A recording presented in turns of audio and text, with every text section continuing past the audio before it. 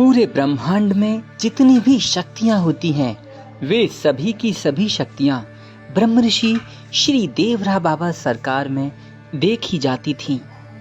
अष्टांग योग सिद्ध महायोगी श्री देवरा बाबा योग की सबसे उच्चतम अवस्था को प्राप्त थे।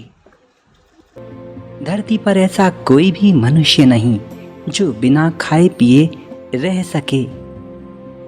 ऐसा कोई व्यक्ति नहीं जो सर्दी, गर्मी, बरसात आदि को समान रूप से सह सके। ऐसा कोई भी व्यक्ति नहीं जो जंगली जानवरों के बीच में उनके परिवार की तरह उनके साथ रह करके उनके दुखों को दूर करे। उनकी भाषा ही नहीं, यहाँ तक कि उनको उनकी आवश्यकता की पूर्ति भी अपनी शक्ति से करे। श्री देवरा बाबा ऐसे महान महायोगी हैं जो समय समय पर जंगली जानवरों के लिए जंगल में जाकर भंडारा भी करते थे। ऐसी हजारों कहानियां हैं जहां बाबा ने हाथियों का भंडारा किया, अमरकंटक में शेर को गीता का उपदेश दिया। बाबा ने झारखंड के रांची के जंगलों में भालुओं का भंडारा किया है और वहां पर सियारों का भंडारा भी किया है। मिर्जापुर में श्री देवरा बाबा ने गधों का भंडारा किया।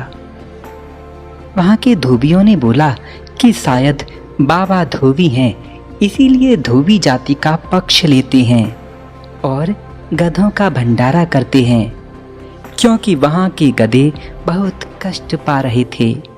अकारण ही वे बीमारी से ग्रसित हो रहे थे।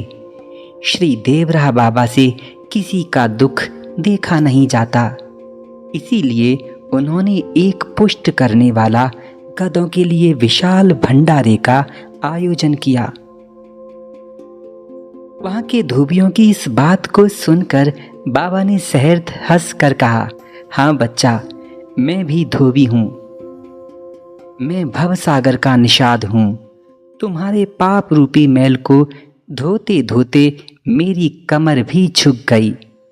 भला ऐसा कोई कर्तव्य परायण धोबी कहीं दूसरा मिलेगा? श्री देवरा बाबा मगरमच्छों का भंडारा करते थे। श्री देवरा बाबा हरिद्वार में बंदरों का भंडारा करते थे। एक बार गुजरात के एक भक्त ने आकर बाबा से गौशाला खोलने के लिए प्रार्थना की। बाबा ने कहा, बच्चा, गौशाला तो बहुत हैं, तू कुत्ताशाला बना। तुम्हारे क्षेत्र के कुत्ते बहुत कष्ट पा रहे हैं, इसीलिए तू वहां पर एक कुत्ताशाला खोल और वहां के आवारा और दुखी कुत्तों को पालने की व्यवस्था कर। इससे तुम महान पुण्य के भागी बनोगे। उस व्यक्ति ने गुजरात में जाकर एक बड़ी कुत्ताशाला का संचालन किया और बहुत सारे कुत्तों को वहां पर आश्रय दिया। वहां के कुत्ते अब शांति पूर्वक रह रहे थे। अब जरा सोचिए, इतना सारा करने वाले श्री देवरा बाबा स्वयं कभी कुछ खाते नहीं थे। सबको सुखी करने वाले बाबा स्वयं दुखों को अपने ऊपर हंसकर झेलते थे। बड़ी से बड़ी बरसात, कड़ी से कड़ी सर्दी भी उनको छू नहीं पाती थी। अवधरदानी महादेव की तरह बाबा अपने मचान पर बिना वस्त्रों के ही बैठे रहते। हजारों लोगों को शांति और भक्ति का उपदेश देते, सभी को राम नाम जपने की आज्ञा देते और अपनी योग शक्ति से सभी के कष्टों को दूर करते थे। अपने पिछले कई वीडियोस में मैंने बाबा की लीलाओं को आपके सन्मुख कहा है। उनमें से एक भी कथा बड़ा चढ़ाकर नहीं कही गई। सर्प हो चाहे शेर, चाहे भालू हो या फिर आदमखोर चीता, बाबा ने सबको प्रेम पूर्वक अपना शिष्य बनाया। बाबा जो चाहते थे वही होता था। उनकी वाणी ब्रह्मवाणी थी। भयंकर अकाल पड़ने पर बाबा की एक आज्ञा से ही उस सूखे क्षेत्र में बरसात होने लगती थी। इतने महान तपस्वी श्री देवरा बाबा भगवान के सिवा और कौन हो सकते हैं। मनुष्यों में सामान्यतः आहार, निद्रा, भय और काम देखा जाता है, लेकिन बाबा कभी कुछ आहार नहीं करते थे।